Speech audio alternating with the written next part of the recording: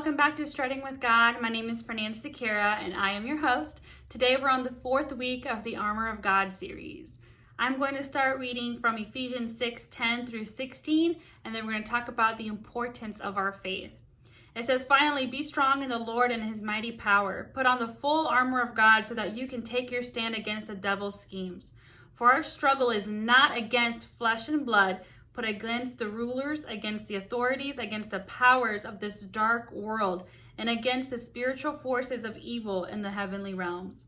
Therefore, put on the full armor of God, so that when the day of evil comes, you may be able to stand your ground. And after you have done everything to stand, stand firm then, with the belt of truth buckled around your waist, with the breastplate of righteousness in place, and with your feet fitted with the readiness that comes from the gospel of peace.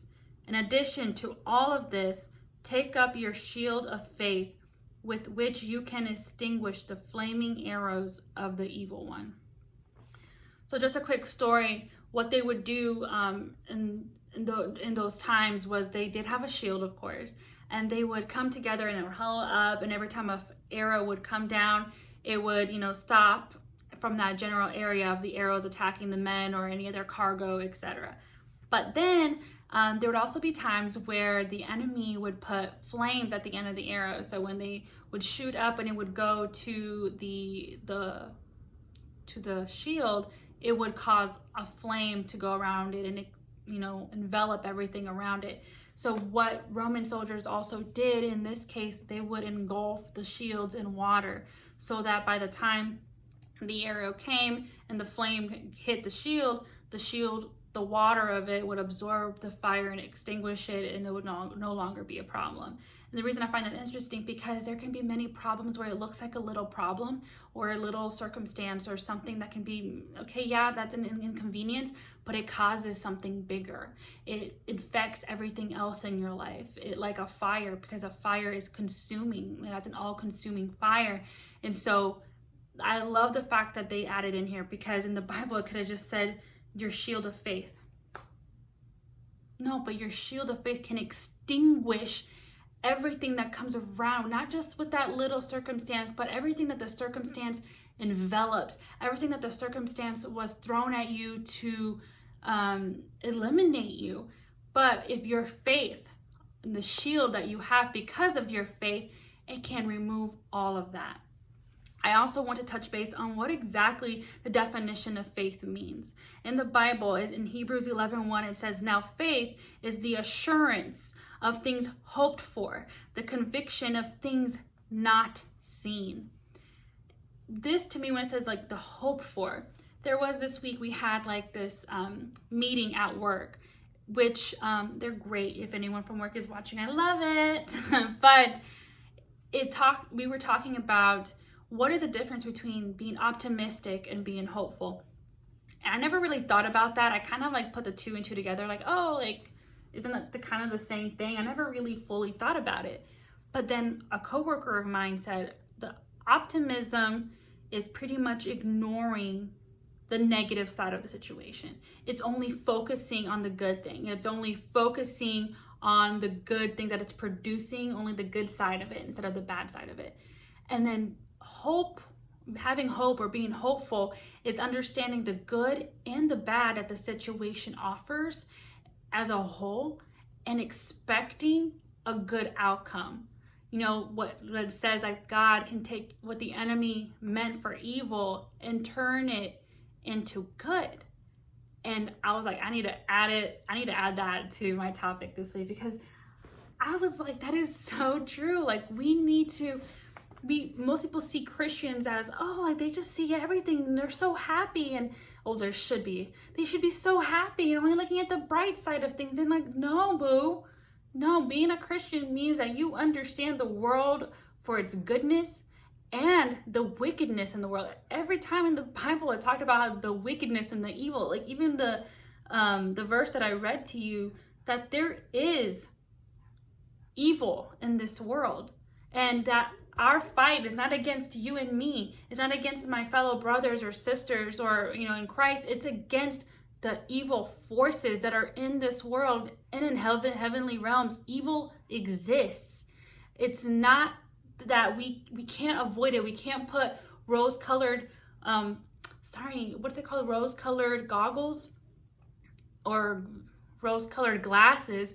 We can put rose-colored glasses and just look at the bright stuff. That's not getting us anywhere. That's not doing anything. That's not making a positive paveway for the next person. We need to understand, here's the good, here's the bad, but I know that my God is sovereign, and my God can take the situation, no matter how bad it looks, and he can turn it into good. He can take and make beauty from ashes, from nothing. And I'm just like, that's the God I serve. So when you put on your faith, you're able to deflect all the evil that comes. Like, you receive it, you see it coming, you are ready for it. You get into your community, because hopefully you're in a God-loving community that is with you when you need to fight these forces, when you need to fight these arrows, when you see that arrow coming with fire, that you have a community behind you willing to put up their shield of faith as well with you and combat it together and extinguish the fire as soon as it hits. Prayer warriors are with you. People of faith are with you, speaking life into you. That is what we need at these times. Not to avoid the situation, not to deflect the situation, but to accept it, take ownership, and let God handle it. Another thing that I think is very important to add, faith is not a feeling. There have been many times where I'm reading and I'm putting everything into God, but I just don't feel different. I don't feel like I feel like I'm not doing enough, or I feel, and that's the problem. I feel. Feelings are not truth.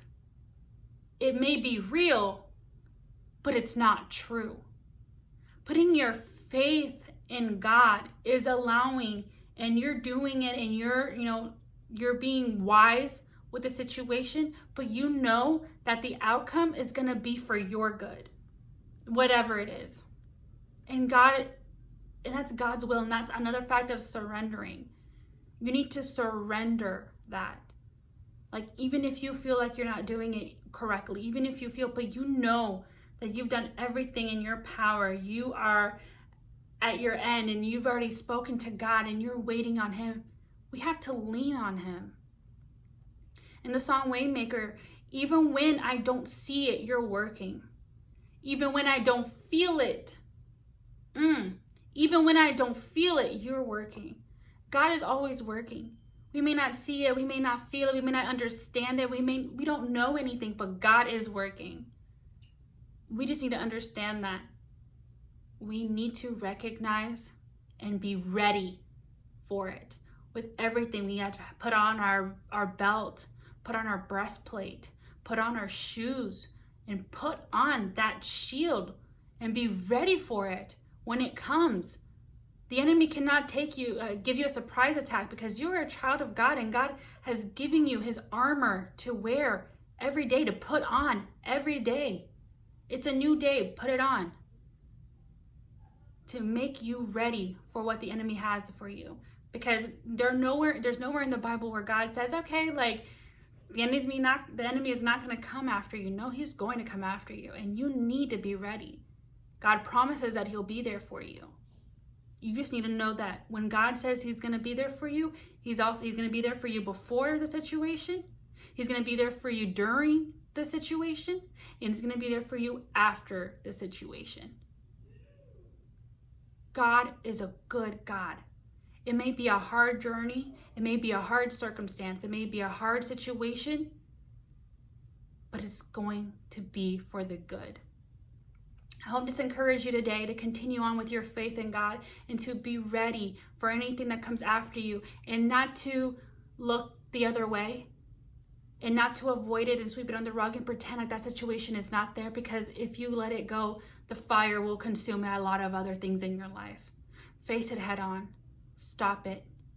Put on your shield, immerse it with water, and stop it as soon as it comes, and knowing that God can turn that into good. Surrender to him. Have faith in your God. Thank you guys so much, and I will see you guys next week. Bye!